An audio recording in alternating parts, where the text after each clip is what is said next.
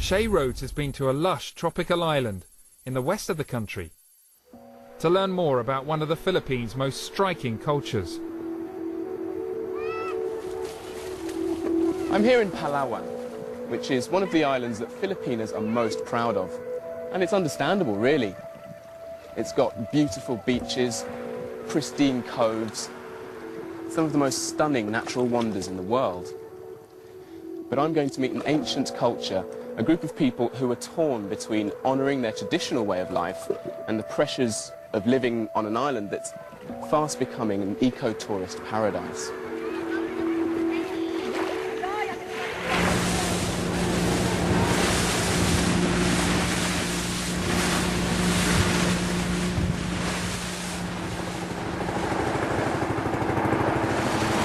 It's early morning, and I'm just off the coast of Palawan Island. I'm following a boat which is full of bajau. They're sea gypsies, and they live and work in the seas around this area. They're taking us far out to one of their favourite fishing spots. And as you can see, fishing for these people really is a family business. For centuries, the bajau have lived like this. Their colourful boats cutting through the seas around the islands of the Philippines as they fish for what they need to eat, and maybe a little to sell. The whole family is completely at home on the ocean.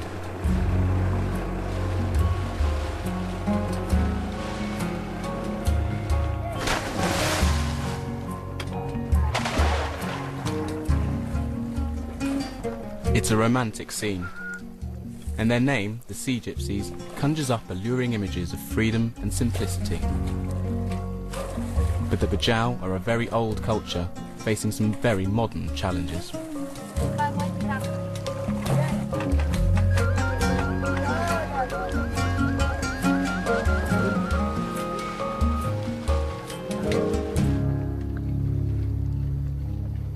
The bajau have a settlement on the edge of Palawan's capital, Puerto Princesa.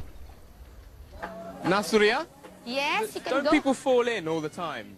Nasuria grew up here, and she's a school teacher. Fall down. It's because it's there the traditional way. So children learn to walk Yeah. on these, yeah? Yeah. Well, I haven't yet. Yeah. They prefer to live under the water than the land. They urinate in the water, and everything they will do it from the water. They wash, yeah. That's why they cannot live in the land. How do they make their houses? Where do they get all the different materials? Some of the materials they buy from the market, and some of them they are just picked from just like deer. When they see this, it's still enough for them to make a house. They just pick and put the pigs in their house. For centuries, the bajau roamed the oceans south of here. But 10 years ago, war and piracy forced them to settle in Puerto Princesa. But even here, they live a precarious existence. This last shack standing shows how fragile the bajau culture is. But it's not just the weather that threatens them. The local council are advertising Palawan as a clean, eco-friendly tourist destination. They want to move the bajau out and build a pretty promenade here. And it's easy to see why. All this plastic, I mean, it doesn't degrade. It's just going to stay. This is that's the reason why the city want all the people here want to remove from this place. They put in the other place so that this one will be tourism area for them to make a beautiful city. And in a city where they're attempting to promote sustainability and ecotourism, yeah, you can see why. Yeah. Traditionally, the bajau would throw their natural materials like wood and reeds into the sea under their feet. But do that with plastic, and you end up with an unhygienic eyesore. That's why the city wants to move them to concrete housing inland. But can a sea gypsy live on the land? I caught up with a family who took me fishing to ask them if they could change their way of life. When you're on the water, can you tell me how does it feel for you? Do you feel connected with the sea? We're much happier living on the sea than living on the land. Yeah. It's better to stay here rather than go to the land. the world around you is changing a lot. Do you think your children and your grandchildren will be able to continue the same way of life? Our children and grandchildren can survive in this life. Even with the storm and this crisis and everything, we're positive that they will survive.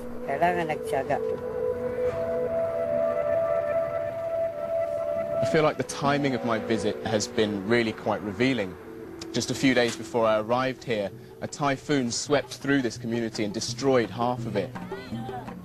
And it seems to me that in many ways the expectations of modernity, the expectations of the Palaweños who live with them and the tourists who come to this island are at risk of doing exactly the same and sweeping away this ancient culture.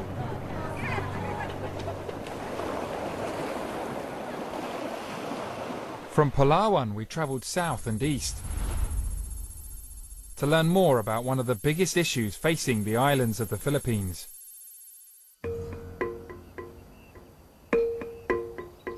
These odd geological formations are known as the Chocolate Hills of Bohol, so called because when the vegetation turns brown, they look like little chocolate puddings.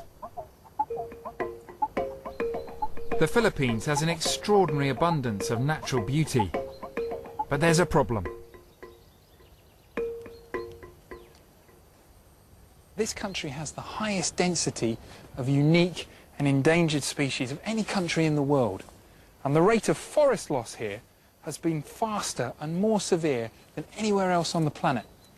So the result is an environmental catastrophe, not just for the Philippines, but for all of us.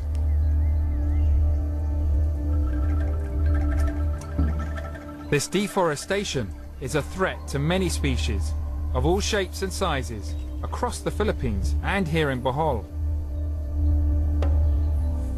Among the animals that's threatened by deforestation and habitat loss here in the Philippines is the poster boy or girl of wildlife in this country, the mysterious tarsier. And I've come here to try and find some.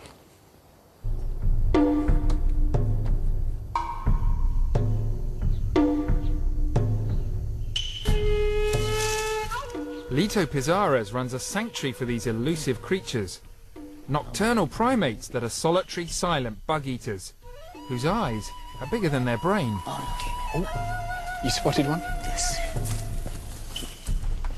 Oh, wow! Very small little thing. Ball of fur clinging to a branch. The ears is like a bat, and the tail is like a rat.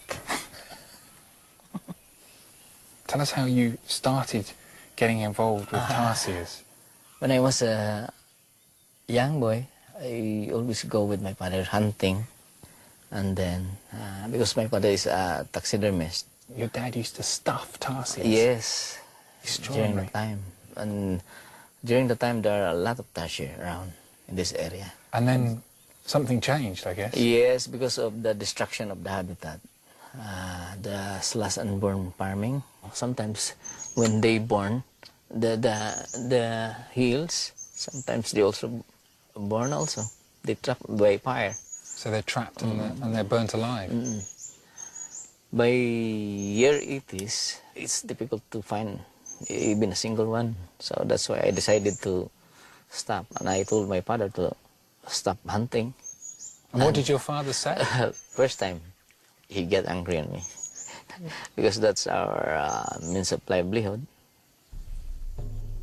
It seems incredible to me that an extraordinary little creature like the tarsier could be almost pushed into extinction in this country because of deforestation. There are a few projects like this one set up to protect the tarsier, but for the original forest on which it depended, it's too late now. There's nothing that can be done to protect that. It's already gone.